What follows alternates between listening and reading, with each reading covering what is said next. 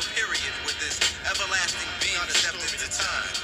We're going to start with the glorious resurrected Christ and work our way back. Let's pick up on the story now. How should I put it to ya? Time to wake up and smell the petunia. Welcome to the greatest, latest, baddest, maddest show of shows, the Washington Commander Football Show. Facts, history, and news. I am your host of hosts, Football Freak Freddy. Welcome back to another primetime episode.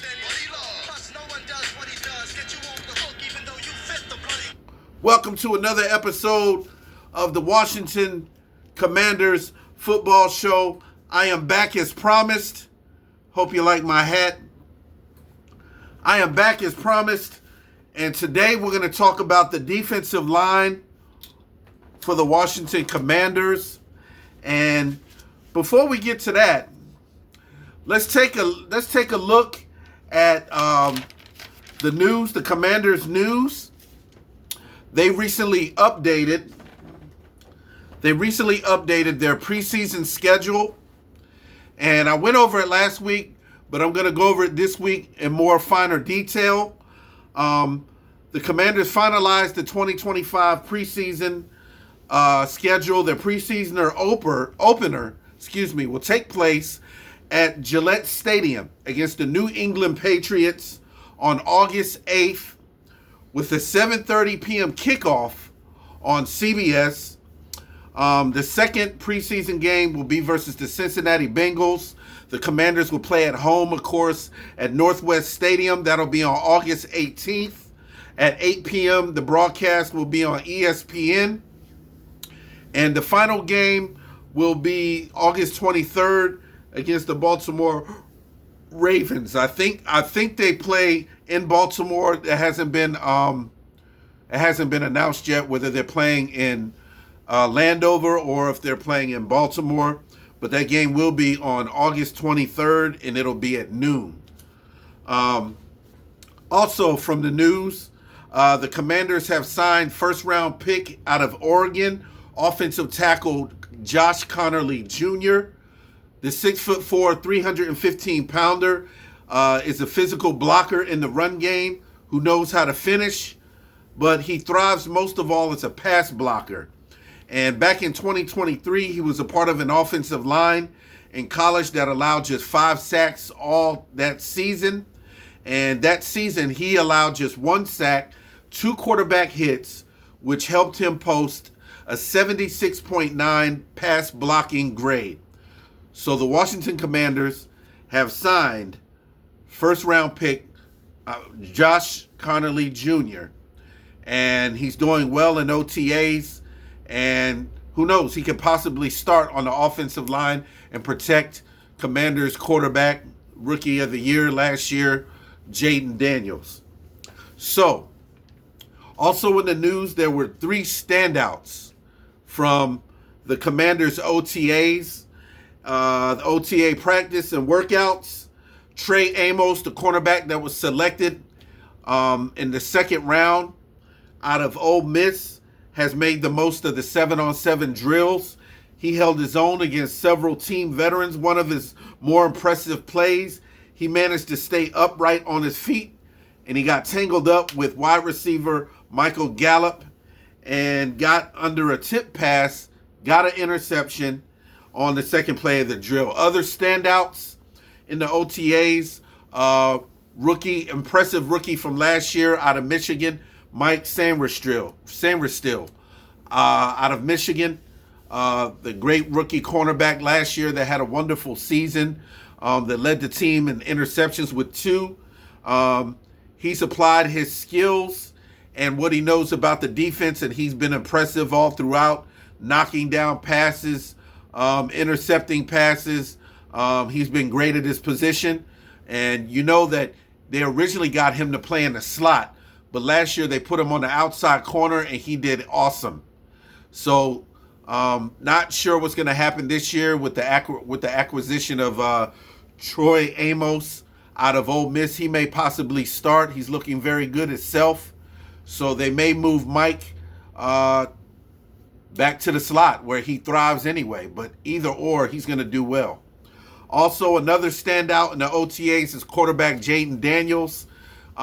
Nothing really spectacular, but he's been smooth as butter, throwing precision passes and doing his thing like only he does as a quarterback. So he's been impressive. He's also gained a little weight, added bulk, added some muscle to his frame, to his 210-pound frame. So the 6'4" quarterback is going to make it a little harder to bring down. And they said he's looking really good in OTAs. So before we go any further, before we get to the facts and history section of our segment, let's take another commercial break. Soursop Graviola. I ain't never heard of it. Soursop Graviola? Sounds like a European rich man's name. But anyway, Soursop Graviola from Nature Sours. What does it do? Supports relief from inflammation and pain. Ah! Ooh, stuff stinks. Supports cell regeneration. Supports digestive health. Supports healthy joints. And graviola leaf and fruit complex. Ooh, it's good for fiber. Ooh. Soursop. Let's try it. Ooh.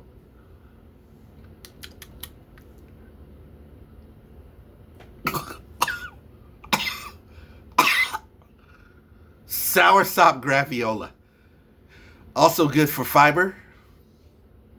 And in gravity, everything that goes up must come down. So, Soursop cleans up the slop. Cleans out the beef in the pork chop. And it also makes the poop drop. Excuse me. Soursop Graviola. All right. Now, back to our show. The facts and the history part. And first we're going to go through the history. Darrell Green, number 28, known as the Ageless Wonder, was regarded as one of the greatest cornerbacks in NFL history, playing 20 seasons with the Washington franchise, considered one of the greatest corners in history. I watched him.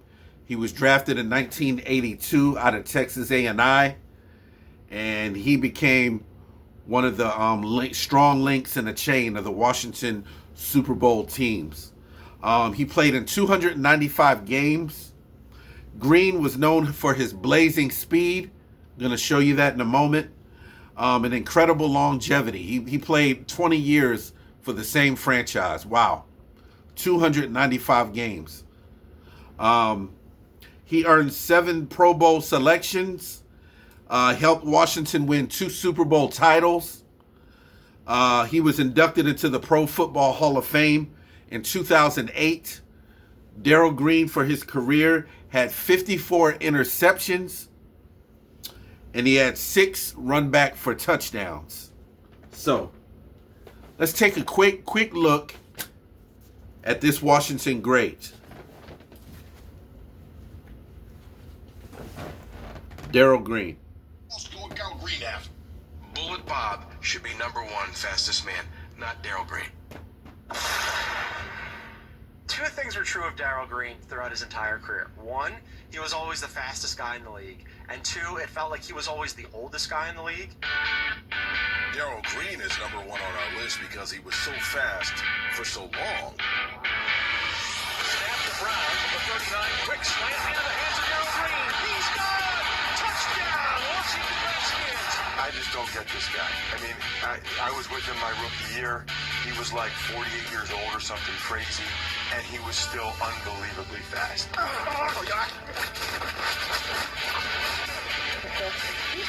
Daryl Green right now would probably be like the 8th fastest corner in the NFL. The secret to his fleet feet may have been in his sweet tooth. The little guy just blistered that sideline. Tootsie Roll, buddy. Make you run fast. I don't agree with that statement. Sorry. I got a Tootsie Roller today. He would play with the Tootsie Roll in his sock. Who does that? Got a double Tootsie Roller. And the big ones. The jumbos. It's a jumbo day, baby. How you ask a grown man in the locker room for a Tootsie Roll? Oh, I think I found one. Let me show you what a lot of Tootsie Rolls gets you. Zoom in on that. You see that? The one play that made everybody go, wow, who is this guy? Was in a Monday night game against the Cowboys. Tony Dorsett takes the handoff, hits the line, gets through that second level with the defense. Dorsett and look out. Oh, this could be timeout. Daryl Green comes from out of the picture, runs into your picture, past two Redskins that are chasing Dorsett. He runs right past them and catches him from behind. And look who caught him. Dorsett gets up and looks like, what? Wait, what just happened? Only one man on the field could capture Daryl Green, the world-class sprinter from Texas A&I. I had a run when I broke. I knew he was coming. Good night. Somebody's going to have to really run. I said, I know he's back there somewhere. And he caught me. Daryl Green from Kentucky. I didn't think anybody would catch him when he came out of the tank like that. You catch me. I'm never running, looking over my shoulder, looking back. That's not me. His signature play is the return against the Bears. Chases Green back to his own 48-yard line. But he's got some room. Daryl Green. Good go. Could be all over. It is all over. He might have pulled a hamstring on his way into the end zone. When he went across there, he looked like he was hurt. He looks like he's holding his side. He's holding his side with his left hand. That's some speed right there. Because he's probably running at 60% at that point, and still nobody could catch him.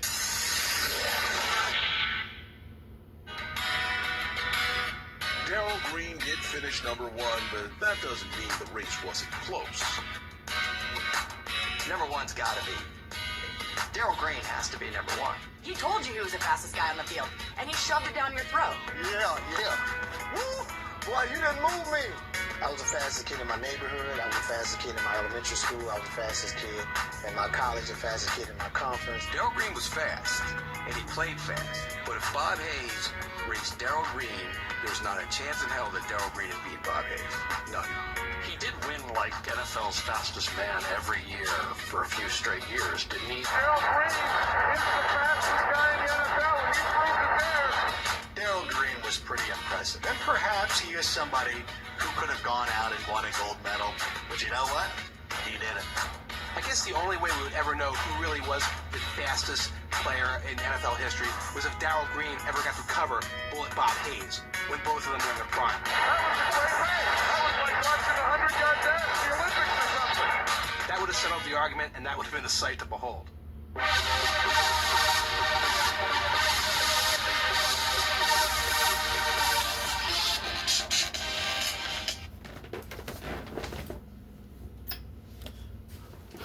That was number 28. The Washington Redskin great, the ageless wonder, Daryl Green. What a career he had. Like I said, he was in the Hall of Fame, got inducted into the Hall of Fame in 2008, and he's in the Ring of Honor of the best Washington players ever, number 28. Check him out on YouTube. He was fast. He had blazing speed, and I don't agree with those guys said that Bob Hayes from the Dallas Cowboys in the 60s, who was fast himself, was faster than Daryl Green. I don't believe that. Daryl Green was the fastest man in the NFL to me, hands down. So that's that on that. So let's take another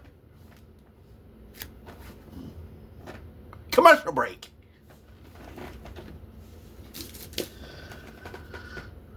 This show is brought to you by Folgers Colombian Coffee.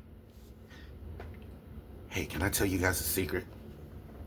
I got an addiction to smelling coffee beans and eating them. I don't have a coffee cup here, and I don't have a coffee maker. But don't tell anybody I'm doing this. Ooh, Folgers. The smell of coffee. There's nothing like waking up to a Folgers cup. Wow, this stuff is... You know what? Since I don't have a coffee cup and I don't have a coffee maker, I'm just going to take a shortcut and eat some of these.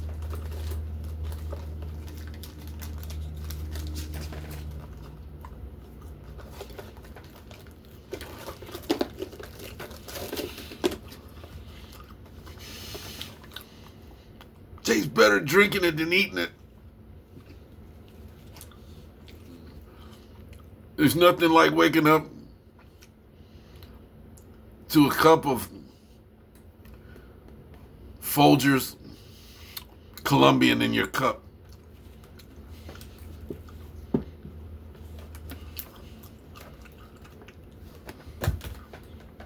Back to the show. So, we have facts. Facts part of our show. The founding and early years of the Washington franchise. The team began in Boston as the Braves in 1932. They were called the Boston Braves. And there was a man by the name of George Preston Marshall that brought the team. Later, they became the Redskins in 1933, a year later. And they moved to Washington, D.C. in 1937. Facts. Championships. These coffee beans are good. They have won 2 NFL championships. First one in 1937. Second one in 1942.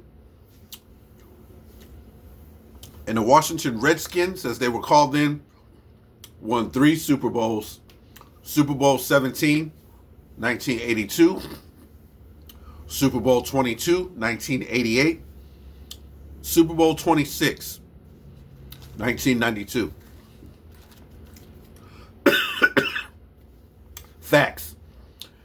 Periods of success in rebuilding. The team experienced periods of sustained success, particularly from 1936 to 1945, and again from 1982 to 1991, but they also endured long stretches of losing records, especially from 1946 to 1970. Facts. Controversy over the name. The team's name, Redskins, was controversial. I don't agree with that. For decades, due to its association with Native Americans, many of which were not offended by the name, but they made a big deal about it anyway, leading to its retirement in 2020 and the adoption of the new name Commanders in 2022. Before it was Commanders, it was the Washington football team, and before that it was the Redskins. Now the name is settled for the Washington Commanders. Facts. Notable players. The franchise has had a number of Pro Football Hall of Famers and Ring of Fame members, including Sammy Baugh, quarterback Joe Theismann, and running back John Riggins, the Diesel. Bop, bop. Number 44. So, facts. The current season, 2024, last year, the 2024 season saw the Washington Commanders win 12 games. They finished the season 12-5. They won their first 2 playoff games, which punched them a ticket to the NFC East title game last year. So those were the notable facts for the Washington Commanders. So, before we get to the last part of the defensive line, which we're going to talk about this week, we got time for One more commercial break.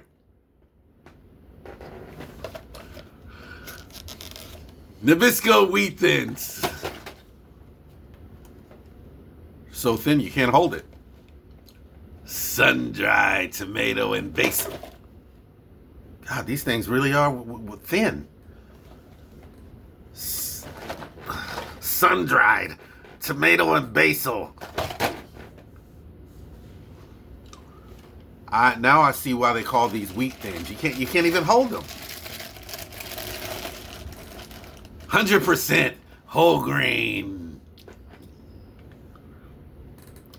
Sun-dried tomato and basil. Natural flavor. Other natural flavors. 100% whole grain. Good with cheese or anything that you... Wheat thins. Tomato and basil. Tomato and basil. Wheat thins. Buy you a pair of pliers and hold them because they're so thin that you can barely eat them. Sun-dried tomato, wheat thins. Now, back to the show. Now, we're going to talk about the Washington Commanders' defensive line. Their defensive line is viewed as a significant area of concern heading into the 2025 season. Ranked near the bottom of the league. They were 30th against the run in defense. They experienced a poor run defense, giving up a high amount of yards on the ground. The Commanders have been actively trying to improve their defensive line in the offseason through free agency. And unfortunately, through the draft, they didn't have enough number of picks to go and acquire a defensive lineman.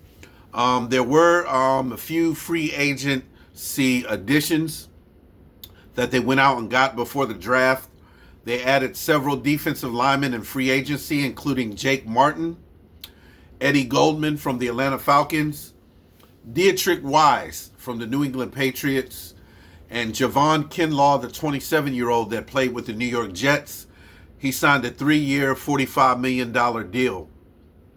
And a lot of people questioned that signing, saying that Javon Kinlaw is not very talented at all.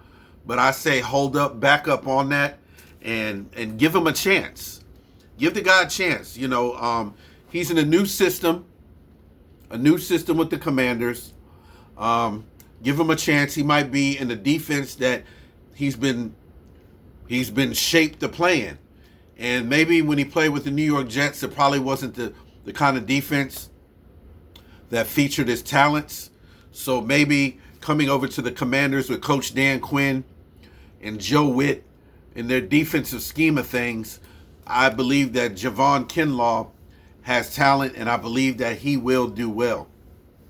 So they acquired these guys to bolster the defensive front. The key returning players, of course, is Jerzon Newton, the rookie, the impressive rookie out of Illinois. I believe that he's going to become much better, and he's going to be a threat. Deron Payne, Jonathan Allen, his buddy is gone to the Vikings. Deron Payne is still here. Dorrance Armstrong. So they need to, this year, focus more on the pass rush. The Commanders are looking to add more pressure on the quarterback and improve their pass rush, particularly after the loss of Dante Fowler, defensive end Dante Fowler, who had 10 sacks last year alone in his own right, went back to the Dallas Cowboys. So that's 10 sacks lost off the board, but all is not lost. I think the Washington Commanders have a chance to be a great defense in 2025. And actually, I think there will be improvements this year going from last year. The same coaching staff is back. And I believe that the free agency additions that they got, the Dietrich Wise, is a journeyman from the New England Patriots. Great in run defense. Javon Kinlaw, very, very talented, I believe, at pressuring the quarterback. He was first drafted by the 49ers, so Adam Peters knows something about him. So I'm sure that he's already knows things about him and seen things in him, talent-wise, to bring him over to Washington. Eddie Goldman, another big boy on the front line. That is a threat, a pass rushing threat, and great against the run. Jake Martin, another pass rusher. So don't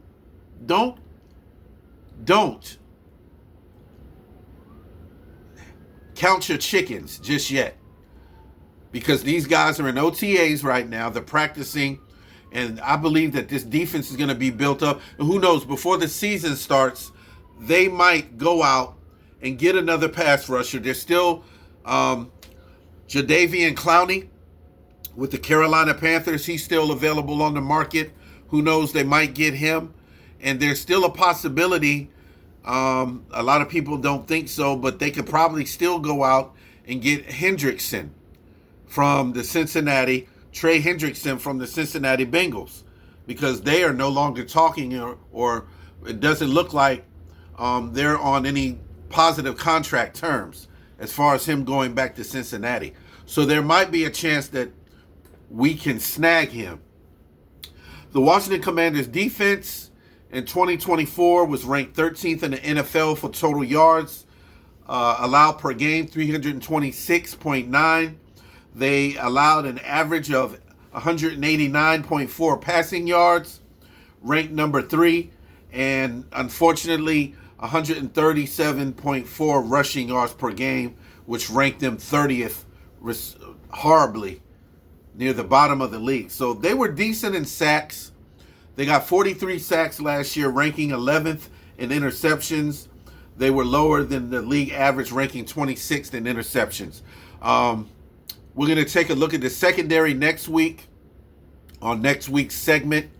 Deron Payne, on defensive nose tackle, had 4 sacks last year. Dorrance Armstrong had 5. Jerzon Newton had 2. So that's 11 sacks. The linebackers had 10.5. So with the loss of Dante Fowler, that had 10, and then the linebackers Bobby Wagner and Frankie Louvu had 10. That was like almost half the production in sacks. Almost half the production in sacks. So they're going to have to, with these new additions, find a way to plug these guys in to where they can get pressure on the quarterback and stop the running game. Stop the running game like a stuffed nose. They've got to do that. They have got to find a way to put more pressure on the quarterback, and they've got to find a way to stop the running game, to get off the field on third downs. So this year will be an interesting year for the Washington Commanders, and I'm looking forward to seeing how their defense looks from this year, from last year, and how it plays out on the field. And I'm hoping that they can find some run stoppers. If they can stop the running game, shut down running games this year, they should be able to get to the quarterback, put heat on the quarterback, and force turnovers, interceptions, so we're going to see fumbles. So we're going to see, it's going to be interesting how Dan Quinn and Joe Witt Jr. put together this year's defense and who they plug and play. So hopefully they can acquire another pass rusher on the free agency market before the season starts. So we're going to see that, and that'll be interesting. So I'm looking forward to the season. They're in OTAs right now, almost done. So we're going to see what happens. And I'm looking forward to a brand new season. I believe that the Commanders this year will reach the NFC playoff game, and I believe that this year they will dethrone the Eagles. That's my prediction, that the Washington Commanders will win the NFC East, and they will go a long way. So that's all I have for this week for The Washington Commanders football show. Facts, history, and news. I am your host, Football Freak Friday. Have a good weekend, fans. God bless you. And we'll see you soon. Peace. Versatile than the weather, and whether or not Christ is the sure shot, no question.